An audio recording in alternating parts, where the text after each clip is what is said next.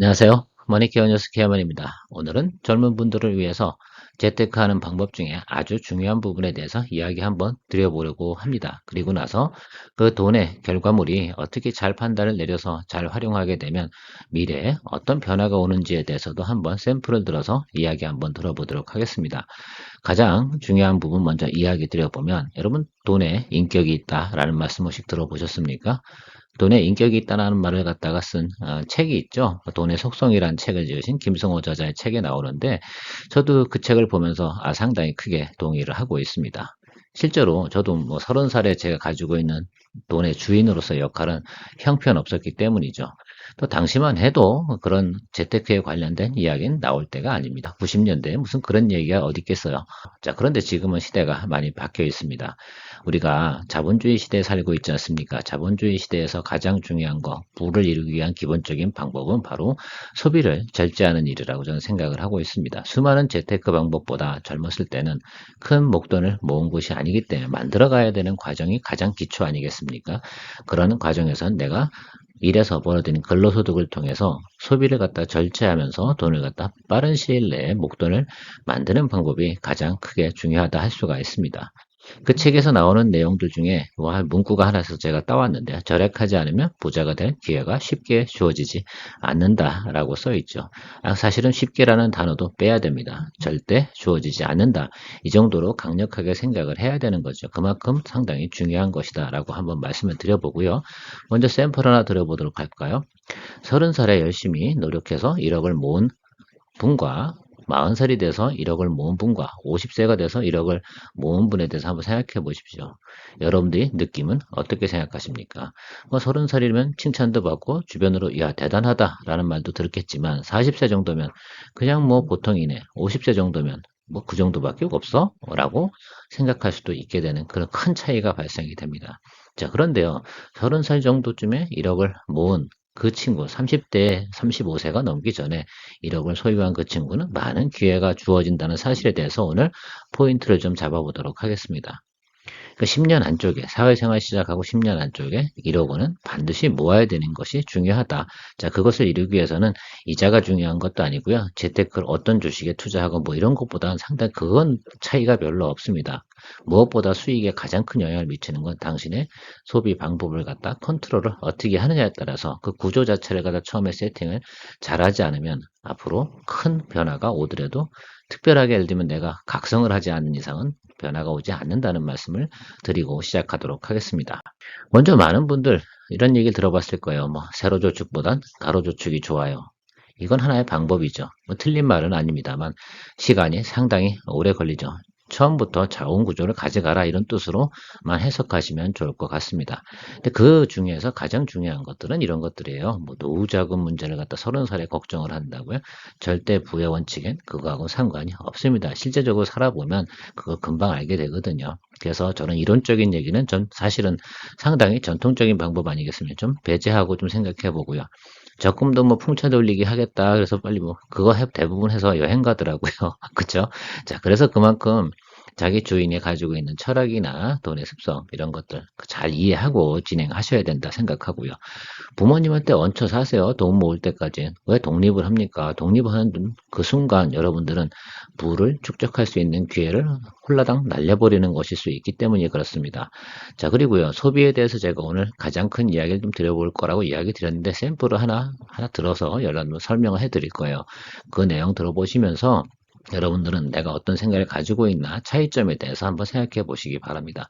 심각하게 이야기 드릴 수 있는 부분은 아니죠. 우리는 유튜브니까 그래도 재미나게 얘기해 드리려고 노력을 하는데 한계성은 늘 존재한다는 점은 좀 이해해 주시기 바랍니다. 자, 여러분 그 30대 초반 정도 되면 급여 평균치가 한 4천만 원 전후한다고 합니다. 전체 평균이죠. 제가 오늘 이야기 드리고 싶은 건 우리 고소득자 상위 10% 안에 드는 그런 친구들 이야기 드리고 싶은 건 아니야. 누구나 할 수 있는 부분에 대해 생각해 봤습니다.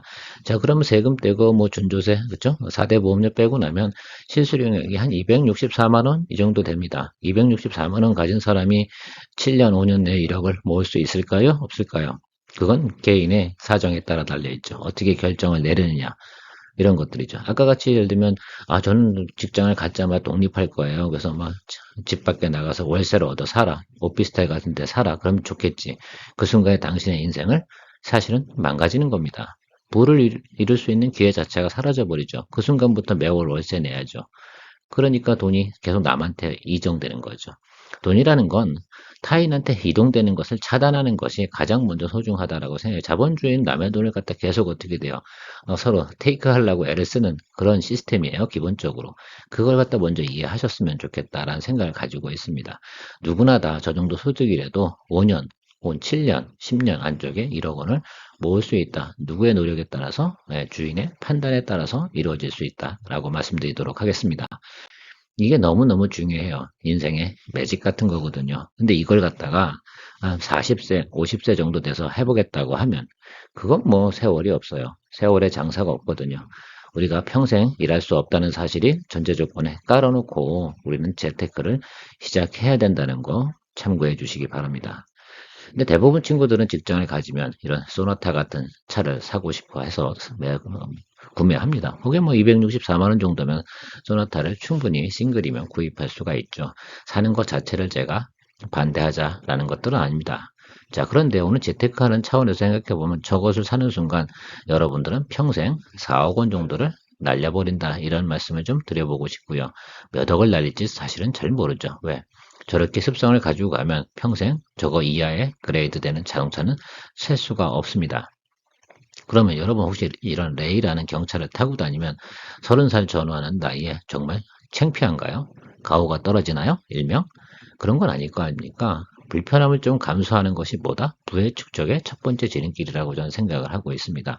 그 차이점에 대해서 이제 이야기 한번 드려보도록 할게요. 여러분들이 자동차만 아끼고 그 돈을 세이브해서 빨리 돈을 모으면 어떤 변화가 있는지에 대해서 이야기 한번 드려보도록 할게요. 자, 소나타 같은 차량이 보통 이제 취득세 뭐 이런 거 다 생각해 보면 4,553만 원 정도가 평균 정도 나가는 차량이라고 이야기 하더라고요. 저도 딜러한테 물어봤어요. 대부분 어느 정도 차를 구매하냐? 그랬더니 저 정도 되더라. 이겁니다. 물론 가성비 좋게 구입하시는 분도 계실 수가 있겠습니다만, 자, 여기서 전제 조건은, 자, 저런 차를 매수했다라고 하고요. 7년 정도 돼서 차를 대체하기 위해서 잔가가 한 1,000만 원 정도 계속 있어야 되기 때문에 이 부분에 대해서만큼은 고정으로 가고요. 그럼 84개월 정도 동안 매달 나가는 돈이 얼마냐라고 계산했을 때는 매월 42만 3천 원 이 정도가 지출이 나간다라는 계산이 나오게 되어 있습니다. 어쨌든 7년마다 계속 소나타를 갖다 계속 바꾸는 거죠. 그래서 한 30년 정도를 갖다 차를 갖다 어떻게 돼요? 그러니까 한 5대? 뭐, 한 4대? 이 정도를 교체한다라고 생각해 보죠.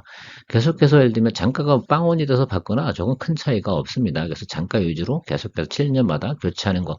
7년마다 교체를 하는 것이, 뭐 보통 일반적인 우리나라의 평균 룰이라고 하더라고요. 우리나라는 7.5년 이렇게 나온다고 합니다.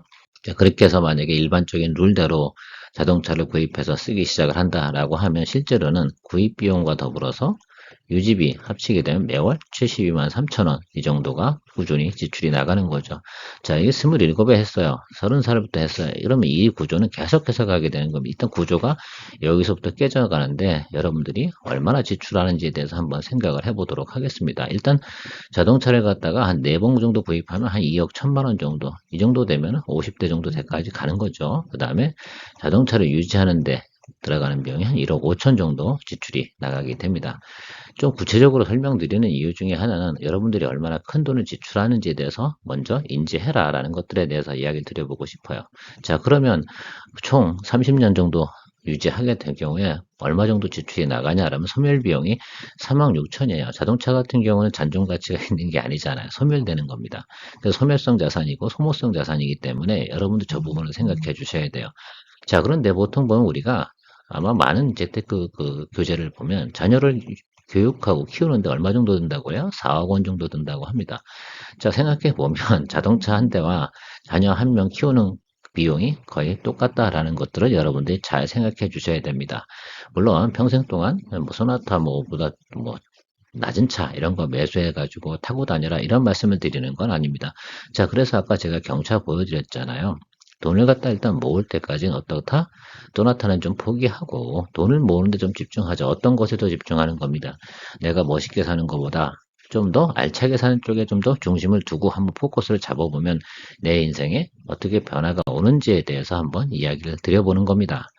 조금 안 멋있으면 어떻습니까? 나의 인생이 더 훨씬 소중하지 않습니까? 자동차 조금 좋은 거 탄다고 해서 여러분들이 정말 멋있어 보일까요? 저는 나이가 들어서 정말 멋있게 사는 게 상당히 중요하다고 생각하고요. 인생에서는 모든 걸 다 취할 수가 없습니다. 반드시 선택과 결정은 해야 되는 그런 시점이 있는데 그것이 선택과 결정이 가장 젊었을 때 올바른 선택과 결정을 한다면 너무너무 좋다는 이야기를 드리고 싶은 겁니다. 다시 한번 이야기 드려보면요. 돈은 판단력이 없습니다. 주인의 생각과 판단과 결정과 실행 이런 것들에 의해서 어떻게 하느냐 이런 부분도 결정이 되는 것들이죠. 그것이 결국은 우리의 미래의 모습도 크게 바꿔놓는 것들이죠. 그런 부분이 상당히 중요하다고 다시 한번 이야기 드려보도록 하겠습니다. 그래서 우리가 지금 젊었을 때 좀 더 올바른 선택과 결정, 실행을 만들려고 노력하는 것들은 너무너무 중요하다. 여러분들의 소중한 인생을 위해서 조금 한 10년 정도만 혹은 5년 정도만 여러분들이 단호한 결정을 한번 내려보면 어떨까라는 제안을 한번 드려보도록 하겠습니다. 이제부터는 현실적인 문제 한번 살펴보도록 하겠습니다. 여러분들의 미래가 얼마나 바뀔지 한번 체크해 봅시다. 결과적으로는 가장 빠르게 만드는 것이 가장 빠른 길이고 그 효과에 대해서 한번 설명해 보도록 하겠습니다. 대부분의 많은 분들이 또 효과를 봐야지 '아 저렇게 하면 엄청나게 효과가 좋구나.'라는 부분들을 인지하고 나면 그렇게 하시겠죠. 자, 제가 이야기 드렸습니다. 5년 만에 1억만 무조건 모으고 나면 답을 드리겠다고 이야기 드렸습니다. 그 점에 대해서 이야기 한번 드려보도록 하죠. 자, 그러면 우리가 1억을 모았습니다. 자, 27살 되시는 분이 32살쯤에 어떻게든 하든 모았다 생각하면 이제부터는 그 5년 사이엔 제가 뭐라고 했습니까? 자, 좋은 투자 방법에 대해서 내가 지금 제가 소개하는 방법이든 아니든 본인이 가지고 있는 방법이든 수익률 한 8% 정도는 갖다 매년 낼 수 있는 걸 갖다 선택을 합니다. 그게 뭐 풍차 돌리기든 그때부터 하는 것들이 풍차 돌리기예요. 근데 수익률은 좋아야 되니까 적금으로 할 필요는 없겠죠. 자, 투자형 상품으로 해서 또 계속해서 우리가 토탈 리턴 할 수 있는 그런 구조로 다 만들어 간다고 하면 50만 원 정도가 매달 평균적으로 나오는 거죠. 천에 1억에 8% 정도면 800 정도 되는데 그죠? 세금 떼고 나면 월 50만 원도 재투자하는 개념이 생기고요. 그걸 다시 재투자하니까 다시 6% 정도는 매월 증가분이 생길 수 있죠. 투자 원금 자체가. 자, 그렇게 해서 우리가 500만 원 정도를 갖다 매달 나오게 소득을 샘솟는 샘물을 만들어내는 과정이 한 23년 정도 걸린다라고 되어져 있습니다. 자, 숫자를 보면서 우리가 확인해 보도록 하겠습니다. 처음에도 이야기 드렸지만 무조건 빨리 만드는 게 가장 중요하다. 자, 33살에 만들었다 생각해 보시면 우리가 그 돈은 계속해서 운영해 나가서 23년을 가는 겁니다. 그래봤자 56세밖에 되지 않습니다. 56세가 도래가 되고 나면 현금 자산 9억 원, 10억 원 정도 되는 금액에 매년 6,197만 원 정도의 소득이 생기는 그런 샘솟는 자산을 일단 하나 만들었고요. 자, 33살에 여기 투자하고 그다음부터는 어떻게 돈이 더 들어가질 않잖아요. 그럼 여러분들은 모든 습관이 있잖아요. 돈의 속성, 돈의 습관, 여러분들 주인의 철학 이런 것들이 이미 몸에 배어 있으실 겁니다. 5년 전에 1억을 모아놨다고 그러면 일단 하나는 보내놓고요. 왜 평생 일하도록 시키는 거죠. 돈이 일하는 세상을 만들어 놓는 것이 가장 중요한 우리가 경제적 자유를 얻는 길입니다. 그것을 위해서 일단 하나 보내놓고요. 다시 한번 5년 동안 33살부터 38살까지 5년 동안 다시 한번 1억을 모으는데 그 돈의 용도는 뭘로 할까요, 여러분? 결혼자금이나 주택자금 이런 걸 모으기 위해서 또 한 1억 원을 모으면 되는 거 아니겠습니까? 그때까지 좀 참으세요. 부모님한테 얹혀 살아도 절대 부모님들은 여러분들의 목적과 방향성이 정확하다 그럼 절대 반대할 분들은 아니죠. 자, 그래서 이것들을 빨리 결정 내리는 게 중요하죠. 그런데 20대 이런 것들을 갖다 스스로 결정 내는 건 지식이 없거나 또 경험이 없으면 내리기 어렵죠. 그래서 저희 같은 사람이 지금 이야기 드리는 거 아닙니까? 제가 이렇게 살았다고 한다 그러면 이게 더 훨씬 더 빠른 방법이다. 그럼 다시 한번 생각해 볼까요? 자, 이 1억 원을 다시 모아서 한 20년만 보내든 10년만 보내고 난다고 하면 10년만 보내도록 하죠. 똑같은 방법대로. 그러면 10년 후에는 약 3억 원 정도가 있어요. 자, 그러면 생각해 보자고요. 38살에 다시 1억을 다시 모았고, 그리고 다시 10년이 지나고 나면 48세 정도 지나고 나면 3억 원 정도가 있다라는 것들입니다. 집을 구할 수 있는 방법, 집을 매수할 수 있는 방법들은 여러분들이 그 다음부터 충분히 생각해 볼 수도 있겠죠. 절대 근데 하나 까먹지 말아야 되는 것들은 이런 것들이죠. 중간에 돈을 갖다 해지하지 마라. 해지하는 순간 돈이 일하던 속성이 깨져버립니다. 그 속성을 깨트리는 건 누가 하는 겁니까? 돈의 주인이 하는 거거든요. 그게 가장 큰 오류거든요. 항상 큰 문제가 된 모든 재테크 관련된 서적에서 가장 큰 걸 지적하지 않는 거. 돈의 속성을 한번 만들었어요. 그러면 어떻게 그 속성을 유지시켜줘야 되는 그런 게 주인이 가장 해야 될 일입니다. 어떤 사람이 자꾸 이런 거예요. 상관이 지시를 했는데 내일 됐더니 야 이거 말고 다른 거야. 그러면 업무가 두세 개가 쌓이면 그다음부터 세 개 다 안 돌아가기 시작하는 거랑 똑같은 이치다라고 생각해 주시면 될 것 같습니다. 여러분도 아마 그런 상사 만나면 개짜증 나지 않겠습니까? 그렇죠? 예, 그런 생각으로 좀 접근해 주시면 되고요. 돈도 하나의 그런 거예요. 나의 직원이라고 생각하고 하나씩 일을 시키는 거죠. 야 너는 노후를 위해서 23년 후를 위해서 너는 일하러 가. 너는 10년 후에서 일을 가. 그때 근데 그때마다 필요한 게 뭡니까? 그 목적에 맞는 5천만 원이면 5천만 원, 1억이면 1억 이런 목돈을 빨리빨리 만들어서 또 하나 가지고 하나씩 목적을 위해서 보내버리다 보면 가장 늦게 해야 될 게 뭡니까? 우리가 가장 하지 말아야 될 건 자녀의 결혼 자금을 먼저 미리 모으는 거, 자녀한테 뭐 주려고 참 결혼해서 아이를 낳고 나면 가장 먼저 하는 게 엄마들이 뭔지 아십니까? 우리 자녀가 10년 후에 뭐 하니까요. 뭘 만들어주고 그런 거 할 필요 없습니다. 그게 가장 큰 나중에 해야 될 일이죠. 왜? 결국은 종국엔 벌어질 일이 언제입니까? 20년 후에 벌어질 일들 아닙니까? 그때선 이 정도 자산이 쌓이고 나면 어떻습니까? 그때선 필요한 만큼 조금 찾아서 집행하면 됩니다. 그 점을 잊지 않으셨으면 좋겠다라고 생각을 하고요. 충분히 이해가 되시진 않겠지만 유튜브인 관계상 이 정도까지만 정리하도록 하겠습니다. 자, 마무리하면 여러분 이제 제가 무슨 말씀 드리는지 이해하셨어요? 자, 소비를 갖다가 일단은 절제해야 되고 빠른 속도로 뭐 해야 됩니까? 내가 원하는 목적 자금들을 빨리빨리 만들어가는 것이 상당히 중요하다. 그런 욕구를 갖다가 아주 깊이 생각하셔야 돼요. 여러분 부자가 되시고 인생을 변화하고 싶지 않습니까? 내가 월소득 300만 원 또 안 되는 소득을 가지고 있음에도 불구하고 우린 충분히 많은 걸 만들어낼 수 있습니다. 절대 자기 욕구를 위해서 소비를 늘리지 마시고요. 부모님하고 이탈하지 마세요. 그냥 캥거루처럼 내가 원하는 목적 이룰 때까지 계속 사십시오. 괜찮습니다. 저도 제가 자녀가 있는데 바깥에 나가는 거 절대 반대합니다. 왜요? 나가는 순간 모든 계획들이 그 친구도 힘들어지는 거 저도 알기 때문이죠. 그래서 계획적으로 진행하셔야 되고 그걸 어떻게 돼요? 이제 실행만 하시면 될 것 같다라고 생각을 합니다. 10년 정도는 여러분 충분히 괜찮습니다.